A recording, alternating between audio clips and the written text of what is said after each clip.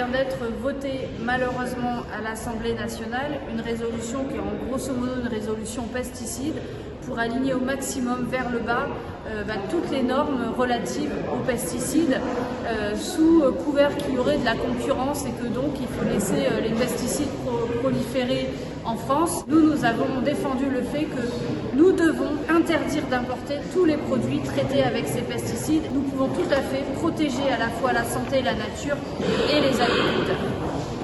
On a apporté dans l'hémicycle la parole d'agriculteurs et aujourd'hui on a aussi Christian et Annick qui font partie du collectif soutien aux victimes de pesticides et donc on voulait leur proposer d'expliquer un peu comment ils ont vécu cette séance aujourd'hui. Forcément une déception à la fin parce que le vote a permis de continuer à utiliser ces pesticides et puis moi je sais que dans ma peau, dans ma chair, j'ai un cancer que je soigne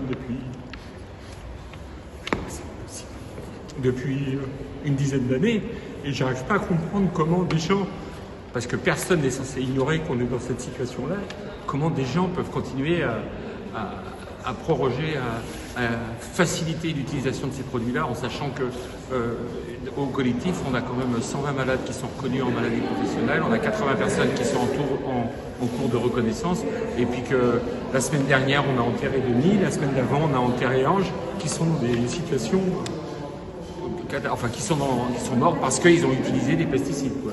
On sait aujourd'hui qu'il y a des suspicions de maladies neurodégénératives, mais aussi de cancer chez les enfants, chez les personnes riverains, parce qu'on a bien sûr les gens qui touchent directement par leur profession les produits, mais il y a tous ceux qui les respirent malgré eux. Ce qui nous fait mal, nous, forcément, c'est ce déni. On traite des betteraves avec des néonicotinoïdes pour faire du sucre qui va servir à faire de l'éthanol. Mais on va où, là ?